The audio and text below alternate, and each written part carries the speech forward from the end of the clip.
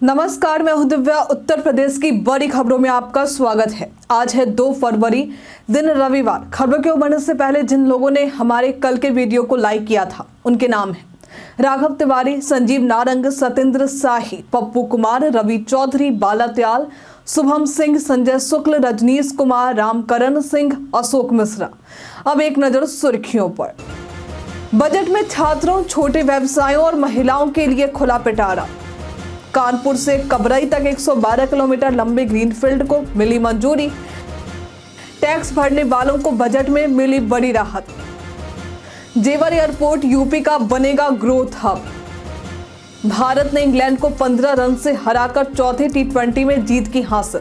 चले बढ़ते हैं अब तक की 25 बड़ी खबरों की ओर विस्तार से। बजट में छात्रों, छोटे व्यवसायों और महिलाओं के लिए खुला पिटारा। वित्त मंत्री निर्मला सीतारमण ने संसद में मोदी सरकार 3.0 का पहला पूर्णकालिक बजट पेश किया है।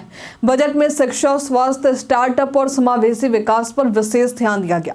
सरकारी स्कूलों में अटल टिंकरिंग लैब्स, IITs में सीटें बढ़ाना, AI शिक्षा के लिए 500 करोड़ रुपए और 75,000 मेडिकल सीटों की घोषणा की गई है। छोटे व्यवसायों और महिलाओं को भी वित्तीय सहायता मिलेंगी। वित्त मंत्री निर्मला सीतारमण ने अपने बजट भाषण में 12 लाख रुपए तक इनकम को टैक्स फ्री करने का ऐलान कर दिया है।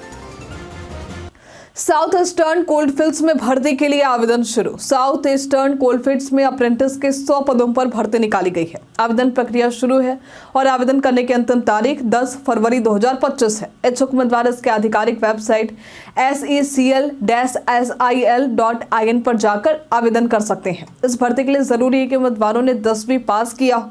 भर्ती से संबंधित सटीक और अधिक जानकारी के लिए आप इसके आधिकारिक वेबसाइट और अधिसूचना को देख सकते हैं। उत्तर प्रदेश बर्थडे स्पेशल में बात होगी दिनेश लाल यादव की। इनका जन्म आज के दिन वर्ष 1979 में उत्तर प्रदेश के गाजीपुर में हुआ था। ये लोगों के बीच निरहुआ के नाम से प्रसिद्ध है। इन्होंने भोजपुरी की कई फिल्मों में एक्टिंग की है, जिसमें निरहुआ रिक्शावाला, निरहुआ हिंदुस्तानी, पटना से पाकिस्तान, काशी अमरनाथ आदि शामिल है। ये बिग बॉस शो के कंटेस्टेंट भी रह चुके हैं। महाकुंभ प्रवेश मार्गों पर पैरामिलिट्री फोर्स होंगे तैनात। संगम तट पर हुई भगदड़ के बाद महाकुंभ मेले की व्यवस्था में सुधार किया गया है। सभी प्रवेश मार्गों पर सिविल पुलिस और पैरामिलिट्री फोर्स तैनात किए जाएंगे। स्नानार्थियों के लिए एकल मार्ग और मजबूत बैरिकेडिंग बनाई जाएगी ताकि सुरक्षा सुनिश्चित हो सके। साथ ही बेहतर यातायात और ट्रैफिक प्रबंधन के लिए अतिरिक्त जवानों की तैनाती की गई है। कानपुर से कबरई तक 112 किलोमीटर लंबे ग्रीनफील्ड को मिली मंजूरी। कानपुर से कबरई तक 112 किलोमीटर लंबा ग्रीनफील्ड हाईवे प्रोजेक्ट को MPG से मंजूरी मिल गई है। इस हाईवे के निर्माण में लगभग 3,700 करोड़ का अनुमान है। ये हाईवे 96 गांवों से होकर गुजरेगा, जिससे सड़क हादसों में कमी आएगी और गांवों का विकास होगा। हैदराबाद की कंपनी DPR तैयार कर रही है और ये हाईवे मध्य प्रदेश से मुंबई को जोड़ेगा। भारत नेपाल सीमा सुरक्षा बढ़ाने के लिए लगेंगे CCTV कैमरे। भारत नेपाल सीमा पर सुरक्षा बढ़ाने के लिए सोलर पावर से चलने वाले CCTV कैमरे लगाए जा रहे हैं। ये कैमरे 550 किलोमीटर लंबी सीमा के 8 जिलों में पगडंडियों और महत्वपूर्ण स्थानों पर निगरानी करेंगे। महाराजगंज जिले में 50 से अधिक पगडंडियों पर 51 स्थानों पर कैमरे लगाए जाएंगे, जिससे अवैध गतिविधियों पर नियंत्रण पाया जा सकेगा। उपराष्ट्रपति पहुंचे महाकुंभ। बीते दिन उपराष्ट्रपति जगदीप धनखड़, मुख्यमंत्री योगी आदित्यनाथ और 116 विदेशी राजनयिक मेला क्षेत्र में पहुंचे। इनकी यात्रा के दौरान ट्रैफिक को थोड़ी देर के लिए रोक दिया गया था। इनके गुजरते ही ट्रैफिक सामान्य कर दिया गया। भारतीय रेलवे ने नया सुपर ऐप स्वरेल किया लॉन्च। भारतीय रेलवे ने स्वरेल नामक सुपर ऐप लॉन्च किया है, जो यात्रियों के लिए एक वन स्टॉप सॉल्यूशन प्रदान करता है। इस ऐप को CRIS ने डेवलप किया है और इसका बीटा वर्जन अब यूजर्स के लिए उपलब्ध है। यूजर्स अपने पुराने रेल कनेक्ट और UTS ऑन मोबाइल अकाउंट से लॉगिन कर सकते हैं, जिससे सभी रेलवे सेवाओं का उपयोग एक ही अकाउंट से संभव हो पाएगा। ये ऐप फिलहाल बीटा टेस्टिंग में है और पहले आओ पहले पाओ के आधार पर उपलब्ध है। इसे गूगल प्ले स्टोर और ऐप स्टोर से भी डाउनलोड किया जा सकता है। टैक्स भरने वालों को बजट में मिली बड़ी राहत। वित्त मंत्री निर्मला सीतारमण ने 2025-26 की बजट पेश किया, जिसमें इनकम टैक्स में बदलाव किए गए। 16 से 20 लाख रुपए की आय पर 20% टैक्स 20 से 24 लाख पर 25% और 24 लाख से ऊपर पर 30% टैक्स लगेगा। सीनियर सिटीजन्स को ब्याज पर टैक्स छूट 50,000 से बढ़ाकर 1 लाख की गई। स्टार्टअप्स को टैक्स छूट के लिए रजिस्ट्रेशन की समय सीमा 5 साल बढ़ाई गई। गोवर्धन मठ पुरी के शंकराचार्य ने नकली शंकराचार्यों की आलोचना की। गोवर्धन मठ पुरी के शंकराचार्य ने नकली शंकराचार्य की आलोचना की और कहा कि पारंपरिक शंकराचार्य होना जरूरी है, सपाई बसपाई और भाजपाई नहीं। उन्होंने गंगा के प्रदूषण पर भी चिंता जताई है और संगम क्षेत्र में हुए हादसे पर कहा है कि श्रद्धालुओं को सतर्क और संयमित रहने चाहिए ताकि भविष्य में ऐसी घटनाएं ना हो। ग्रीन पार्क स्टेडियम की दर्शक क्षमता बढ़ाने की प्रक्रिया शुरू। कानपुर के ग्रीन पार्क स्टेडियम की दर्शक क्षमता बढ़ाने और उसे सुधारने की प्रक्रिया शुरू हो गई है। यूपीसी और खेल विभाग ने स्टेडियम की क्षमता 40,000 करने, फ्लड लाइट की मरम्मत और अन्य सुधारों के लिए टेंडर जारी किए हैं। इसके तहत पार्किंग सुविधाओं का विस्तार, 2 मंजिला दर्शक दीर्घाएं और मीडिया कॉम्प्लेक्स निर्माण भी किए जाएंगे। गाय के गोबर से बनाई जाएंगी पूजा सामग्री। उत्तर प्रदेश के पशुधन एवं दुग्ध विकास मंत्री धर्मपाल सिंह ने घोषणा की है कि गाय के गोबर से पूजा सामग्री और घरेलू सजावट के सामान बनाए जाएंगे। इसके तहत इफ्को में 5,000 गोवंशों के लिए गो आश्रय स्थल का निर्माण होगा। गोमूत्र से बायो फर्टिलाइजर और वर्मी कंपोस्ट तैयार किए जाएंगे, जिससे युवाओं को रोजगार के अवसर मिलेंगे। जेवर एयरपोर्ट यूपी का बनेगा ग्रोथ हब।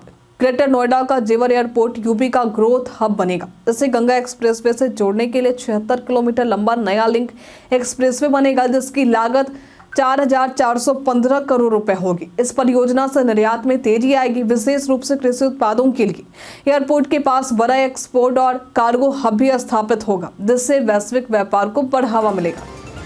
महाकुंभ में सभी घाटों पर सुरक्षा व्यवस्था सुनिश्चित करने के निर्देश। महाकुंभ मेला के सुरक्षा, यातायात और भीड़ प्रबंधन को बेहतर बनाने के लिए वरिष्ठ अधिकारियों की बैठक हुई।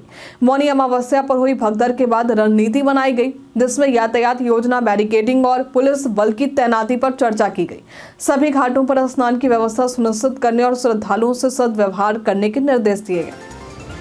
वसंत पंचमी के बाद मध्यम बारिश का पूर्वानुमान। इस बार जनवरी प्रदेश में सामान्य से ज्यादा गर्म रही और मौसम विभाग का कहना है कि फरवरी भी ऐसा ही रहेगा।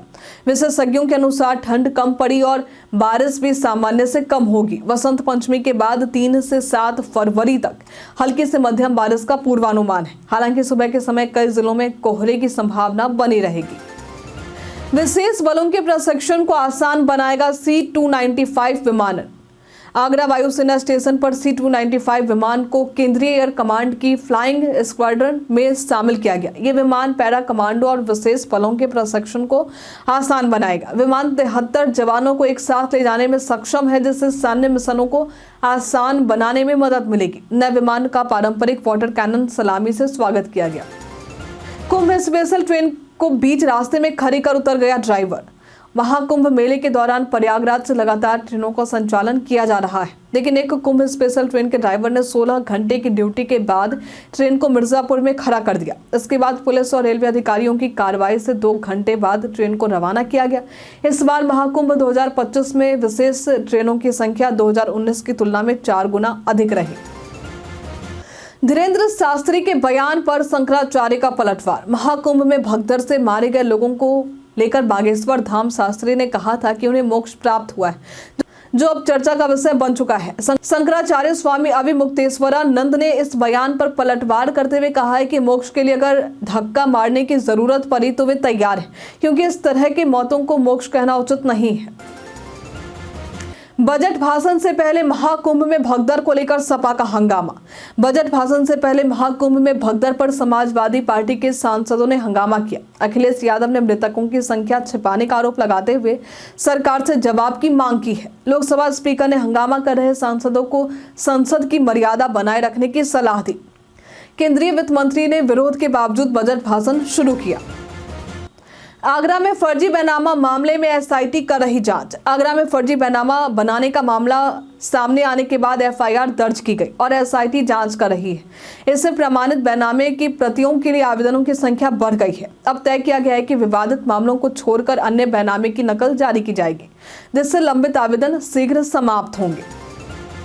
आगरा मेट्रो की वजह से पर्यटकों को हो रही परेशानी। आगरा मेट्रो के दूसरे कॉरिडोर के काम के चलते यूपीएमआरसी ने माल रोड पर बैरिकेडिंग शुरू कर दी है, जिससे जाम की समस्या बढ़ गई है। अब 6 लेन के बजाय केवल 2 लेन रह गए, जिससे पर्यटकों और स्थानीय लोगों को परेशानी हो रही है। पर्यटन उद्यमियों ने वैकल्पिक मार्ग की मांग की है ताकि जाम से बचा जा सके। कई कारणों से दर्ज है भारत के इतिहास में आज की तारीख। आज के दिन वर्ष 1509 में भारत में द्वीप के पास पुर्तगाल और तुर्की के बीच युद्ध हुआ था। आज के दिन वर्ष 1788 में देश में प्रशासनिक सुधारों के लिए पिट्स नियामक अधिनियम लागू किए गए थे। आज के दिन वर्ष 1814 में कलकत्ता संग्रहालय की स्थापना हुई थी। आज के दिन वर्ष 1862 में शंभुनाथ पंडित कलकत्ता उच्च न्यायालय के पहले भारतीय न्यायाधीश बने थे। आज के दिन वर्ष 1952 में मद्रास ने पहला टेस्ट क्रिकेट जीता था। भारत ने इंग्लैंड को 15 रन से हराकर चौथे टी20 में जीत की हासिल। भारत ने पुणे में इंग्लैंड को 15 रन से हराकर चौथे टी20 मैच में जीत हासिल की और सीरीज में 3-1 की अजय बढ़त बनाई। इस जीत के साथ भारत ने घर में लगातार 17वीं टी20 सीरीज जीती। मैच के दौरान कंसन सब्स्टिट्यूट को लेकर विवाद हुआ था, जब इंग्लिश कप्तान जोस बटलर ने इस पर सवाल उठाए थे। जामा मस्जिद के चेयरमैन के खिलाफ जांच हुई शुरू। आगरा की साई जामा मस्जिद के चेयरमैन मोहम्मद जाहिद और उनके भाई फैसल के खिलाफ पुलिस ने केस दर्ज कर जांच शुरू कर दी है। आरोप है कि दोनों ने पूर्व मैनेजर अरशद से मारपीट की थी।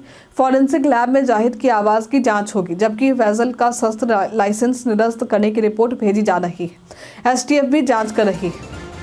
गाजियाबाद में गैस सिलेंडर से भरी ट्रक में भीषण आग। गाजियाबाद के साहिबाबाद में पेट्रोल पंप के पास खड़े गैस सिलेंडर से भरे ट्रक में गैस लीक होने से भीषण आग लग गई। धमाकों से पूरा इलाका दहल गया और आसपास के मकान, दुकान व वाहनों में आग फैल गई।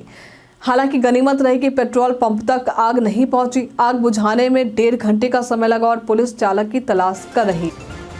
आज के लिए फिलहाल इतना ही। इसी के साथ बढ़ते आज के सवाल की ओर। आज का सवाल है, क्या इस बार के बजट से आप संतुष्ट हैं? आप अपना जवाब हमें कमेंट में लिखकर जरूर बताइए। आज के लिए फिलहाल इतना ही। उत्तर प्रदेश की तमाम खबरों के साथ बने रहने के लिए देखते रहें डेली यूपी। और साथ ही अगर आप यूट्यूब से देखना है तो चैनल को लाइक करना और सब्सक्राइब करना। अगर आप फेसबुक से देखना है तो पेज को फॉलो करना ना भूलें। धन्यवाद।